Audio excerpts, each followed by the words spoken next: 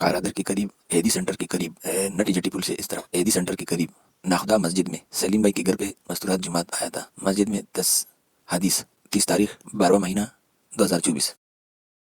آج اس میں ایک بات یہ ہے کہ مسجد میں خوشبو لگانا، مسجد کی تعظیم میں یہ بات بھی داخل ہے کہ مسجد کو خوشبوؤں سے معطر کیا جائے، کیونکہ مساجد کو پاک صاف اور خوشبودار رکھنا یہ شرعاً پسندیدہ اور مطلوب ہے۔ جناب نبی کریم صلی اللہ علیہ وسلم کا حکم ہے۔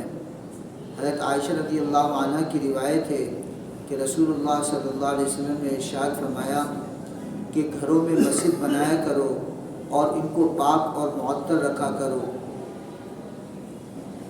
ایک اور حدیث میں ہے کہ اتخذوا علی ابوابها المطاہر وجمروها فی الجماع، یعنی مساجد کے دروازوں کے پاس طہارت خانے بنایا کرو اور جمعے کے دن مسجدوں میں خوشبو کی دھنی دیا کرو۔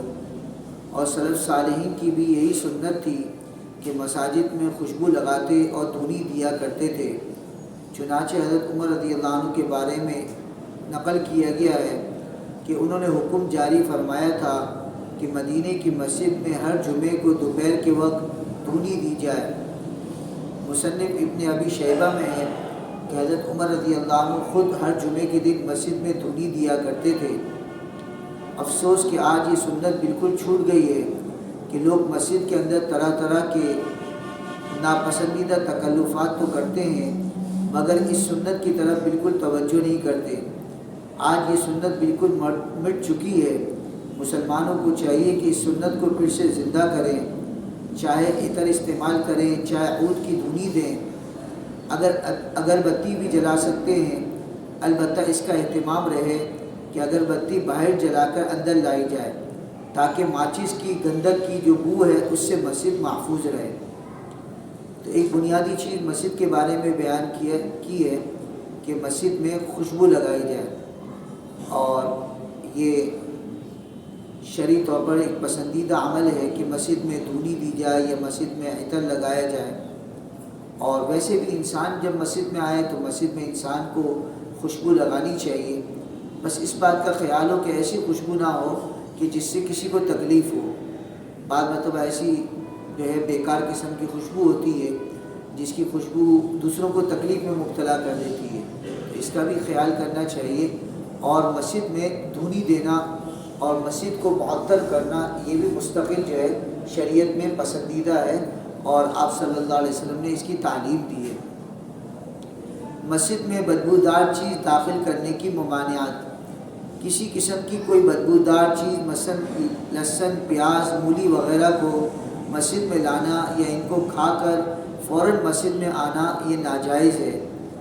جناب نبی کریم صلی اللہ علیہ وسلم کا ارشاد ہے کہ جو آدمی بدبودار درخت یعنی پیاز وغیرہ میں سے کھائے وہ ہماری مسجد کے قریب بھی نہ آئے، اس لیے کہ فرشتوں کو بھی ان تمام چیزوں سے تکلیف پہنچتی ہے جس سے انسانوں کو تکلیف پہنچتی ہے۔ مراد یہ کہ جب تک اس کی بدبو منہ سے نہ چلی جائے اس وقت تک آدمی مسجد میں داخل نہ ہو۔ اور یہی حکم ہے ہر بدبودار چیز کا، جیسے حقہ ہے، سگریٹ ہے، نسوار ہے اور بیڑی ہے، لہسن وغیرہ، جیسا کہ فقہ کی معتبر کتابوں میں مذکور ہے۔ آج کل بہت سے لوگ اس میں غفلت کرتے ہیں، سگریٹ پیتے پیتے مسجد تک پہنچ جاتے ہیں اور پھر وضو کر کے نماز میں شریک ہو جاتے ہیں، جس سے برابر میں کھڑے نمازیوں کو سخت تکلیف ہوتی ہے اور فرشتوں کو الگ تکلیف ہوتی ہے۔ اسی طرح بہت سے مزدور پیشہ لوگ مزدوری کے کپڑے جن میں پسینے وغیرہ کی بدبو ہوتی ہے انہی کپڑوں میں نماز میں شریک ہو جاتے ہیں، جس سے نمازیوں کو تکلیف ہوتی ہے۔ لہذا اس سے بچنا بہت ہی ضروری ہے۔ یعنی اگر سگریٹ، نسوار وغیرہ کا استعمال کیا ہو تو خوب اچھی طرح منہ صاف کر لے اور پھر نماز کے لیے آئے۔ اسی طرح میلا کپڑا تبدیل کر کے صاف ستھرے لباس میں نماز کے لیے مسجد میں آنا چاہیے، اس لیے کہ انسان اللہ کے سامنے کھڑا ہے۔ اللہ کے سامنے آدمی اچھے کپڑوں کے ساتھ، جن کپڑوں کے ساتھ آدمی کسی محفل میں نہیں جا سکتا، کسی اچھی جگہ پہ جانا پسند نہیں کرتا، ایسے کپڑوں میں مسجد آنا یہ نامناسب سی بات ہے۔ سگریٹ اور نسوار جیب میں رکھنا۔ جیسے کہ بدبودار چیزوں کو مسجد میں لانے کی ممانعت کی تفصیل اوپر معلوم ہو چکی، سگریٹ اور نسوار وغیرہ بھی بدبودار ہیں۔ اس حالت میں نماز میں اس کو جیب میں رکھنا بھی جائز نہیں ہے، البتہ نماز صحیح ہو جائے گی، اس لیے کہ ان چیزوں کو مسجد سے باہر ہی رکھ کر مسجد میں داخل ہونا چاہیے۔ مسجد میں چٹائی کی ٹوپی رکھنا، بعض مساجد میں ٹوپیاں رکھی جاتی ہیں اور بعض لوگ اس کو بہت ضروری سمجھتے ہیں، اور اس کے بارے میں اگر مسجد میں ایسی ٹوپی نہ ہو تو وہ باقاعدہ اس پہ ناراضگی کا اظہار کرتے ہیں کہ میں مسجد میں ٹوپی کیوں نہیں رکھی ہوئی، تو اس کے متعلق یہ تفصیل بتا رہے ہیں۔ آج کل بعض مساجد میں چٹائی پلاسٹک کی ٹوپی رکھنے کا دستور ہے، جبکہ ایسی ٹوپیاں مسجد میں رکھنا یہ مسجد کے احترام کے خلاف ہے، بالخصوص جبکہ ان کے تنکے نکل کر مسجد میں بکھرتے ہیں اور ان پر میل کی تہ نظر آتی ہے اور پسینے اور میل کی بو آتی ہے۔ کیا کوئی شخص ایسی ٹوپیوں کو اپنے مکان کی زینت بنانے کو تیار ہے؟ اگر نہیں تو خدا کے گھر کے لیے اس کو کیوں کر جائز قرار دیا جا سکتا ہے؟ یہ بات بھی تو سوچنے کی ہے کہ چٹائی یا پلاسٹک کی ٹوپی پہن کر آپ کسی شادی بیاہ کی مجلس یا کسی افسر کے سامنے نہیں جا سکتے۔ مسجد اللہ تعالیٰ کا سب سے بڑا دربار ہے، یہاں کیسے یہ پہن کے آ سکتے ہیں؟ اس لیے چٹائی کی ٹوپیاں مسجد میں رکھنا جائز نہیں، اور ان کو سر پر رکھ کر نماز پڑھنا یہ بھی مکروہ ہے، کیونکہ فقہا نے لکھا ہے کہ جو لباس پہن کر انسان کسی مجلس میں جانے سے شرماتا ہو، ایسے لباس میں نماز پڑھنا مکروہ تنزیہ ہے، اور پھر اس پر دوام اختیار کرنا، ہمیشہ ایسے کرنا، یہ مکروہ تحریمے کے قریب ہے۔ اس لیے اس سے احتیاط لازم ہے۔ ہر نمازی کو چاہیے کہ اپنے صاف ستھری ٹوپی رکھے، کیونکہ ننگے سر نماز پڑھنا بھی مکروہ ہے۔ مسجد یا مدرسے کے قرآن و کتب کو دوسری جگہ منتقل کرنا، اگر کسی وقف کرنے والے نے خاص مدرسہ یا مسجد کے لیے قرآن و کتاب وقف کیا ہے تو دوسری جگہ اس کو منتقل کرنا جائز نہیں ہے۔ یہ مسئلہ وقف سے متعلق ہے، اور خصوصاً اس مسئلے کے بارے میں جو مسجد کے ذمہ داران ہیں، جو کمیٹی کے ذمہ دار ہیں، ان کو ضرور اس مسئلے پر واقفیت ہونا چاہیے کہ مسجد کی چیز کو آگے منتقل کیا جا سکتا ہے یا نہیں کیا جا سکتا، اور کون سی چیز کو منتقل کیا جا سکتا ہے۔ اگر کوئی قرآن کریم یا کوئی کتاب کسی خاص مسجد کے لیے وقف ہے، اس کو کسی اور مسجد میں منتقل کرنا یہ درست نہیں ہے، الا یہ کہ مسجد بالکل ختم ہی ہو جائے۔ جیسے بعض جگہ قبرستان وغیرہ میں ایسی مساجد ہوتی ہیں جو بالکل مسجد ختم ہی ہو گئی، وہاں آبادی نہیں رہی، یا کوئی ایسا علاقہ تھا جہاں بالکل آبادی ختم ہو گئی، مسجد بالکل ویران ہو گئی، وہ ایک الگ مسئلہ ہے۔ لیکن عام حالت میں کسی مسجد کی کسی چیز کو بلا وجہ کسی اور جگہ منتقل کرنا درست نہیں۔ اسی طرح مسجد کے قرآن شریف کو باہر لے جانا یہ بھی درست نہیں ہے۔ مسجد میں پڑھنے کے لیے وقف کرنے والے نے متعین کیا ہے، اس لیے اس کو دوسری جگہ منتقل کرنا یہ درست نہیں۔ ہاں، اگر اس نے ایسی ہمیں معلوم ہے کہ اس نے لوگوں کی سہولت کے لیے رکھا ہے کہ بھائی چاہے اس مسجد میں استعمال ہو یا کسی اور مسجد میں استعمال ہو، تو پھر ایک الگ مسئلہ ہے۔ لیکن عام طور پر لوگ جس مسجد کے لیے قرآن شریف رکھتے ہیں وہ اسی مسجد کے لیے وقف کرتے ہیں، لہذا اس کو دوسری جگہ پہ منتقل نہیں کرنا چاہیے۔ خاص راتوں میں چراغاں کرنا، خاص راتوں میں مثلا رمضان مبارک میں ختم قرآن کی رات میں زیادہ بتیاں یا لائٹیں وغیرہ روشن کرنا، 15 شعبان کی رات، 27 رجب کی رات، اسی طرح دیگر مشہور راتوں میں مساجد میں زائد روشنی کا انتظام کرنا یہ بدعت ہے، کیونکہ اس میں ریا، نمود، اسراف اور فضول خرچی کے علاوہ اور بہت سے مفاسد پر یہ مشتمل ہے، لہذا ان چیزوں سے احتیاط کرنی چاہیے۔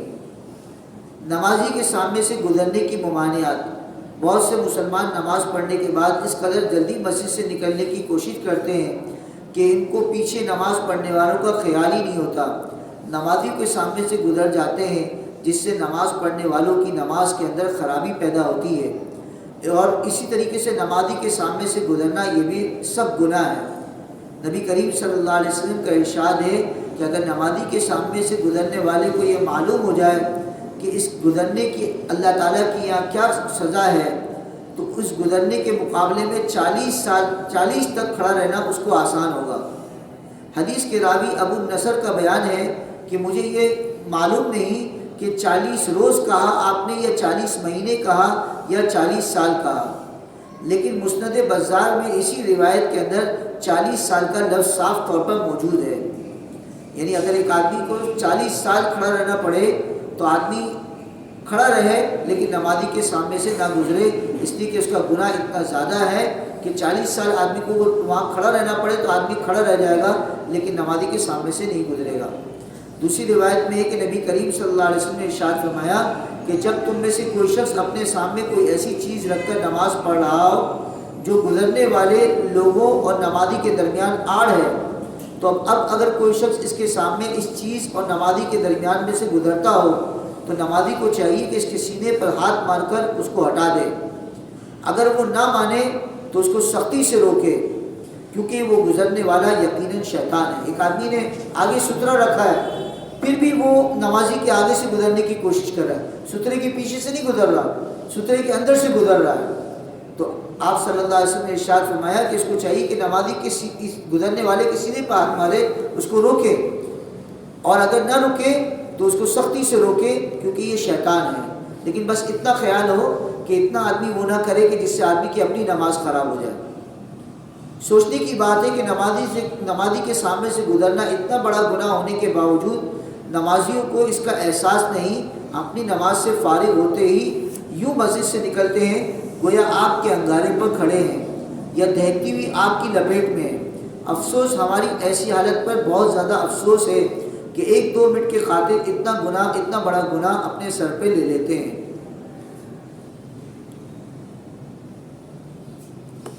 صف کا خلا پر کرنے کے لیے نمازی کے سامنے سے گزرنا جائز ہے۔ اگر اگلی صف میں جگہ خالی ہے تو پچھلی صف والوں پر واجب ہے کہ از خود آگے بڑھ کر اس خلا کو پر کر لیں۔ اگر ایسا نہ کیا تو بعد میں آنے والے شخص صف کے سامنے سے گزر کر یہاں کھڑا ہوگا۔ اگر صف کے سامنے سے گزرنے کی جگہ نہ ہو تو صف چیر کر یہاں آئے اور خلا کو پر کرے۔ یعنی اگر آدمی پیچھے کھڑا ہوا ہے، اگلی صف میں جگہ ہے اور اس کے لیے نمازی کے آگے سے گزرنا پڑتا ہے تو نمازی کے آگے سے بھی گزر کے آدمی اگلی صف کو پر کر لے، اس لیے کہ اگلی صف کو پر کرنا یہ بھی ضروری ہے۔ اس لیے کہ جب صف کے اندر درمیان میں جگہ خالی ہوتی ہے تو حدیث پاک سے بات معلوم ہوتی ہے کہ شیطان بیچ میں آ جاتا ہے، اور جب شیطان بیچ میں آ جاتا ہے تو پھر وہ آدمی کی نماز کو خراب کرتا ہے۔ یہاں تک کہ حدیث میں آتا ہے کہ آپ صلی اللہ علیہ وسلم نے ایک مرتبہ صف درست فرمائی اور صفوں میں تھوڑا سا خلا تھا، تو آپ نے ارشاد فرمایا کہ بکری کے بچے کی شکل کے اندر میں شیطان کو تمہارے درمیان میں گھستا ہوا دیکھ رہا ہوں، لہذا اپنی صفوں کے اندر خلا کو دور کیا کرو اور اپنی صفوں کو برابر کیا کرو تاکہ شیطان بیچ میں نہ داخل ہو۔ ہم لوگ کیونکہ صفوں کے درمیان خلا چھوڑ دیتے ہیں اور صفوں کے درمیان میں خلا بیچ میں رہ جاتا ہے بعض مرتبہ، اس کی وجہ سے بھی آدمی کی نماز میں بہت زیادہ وساوس آدمی کو آتے ہیں، کیونکہ شیطان آدمی کے ساتھ ہے۔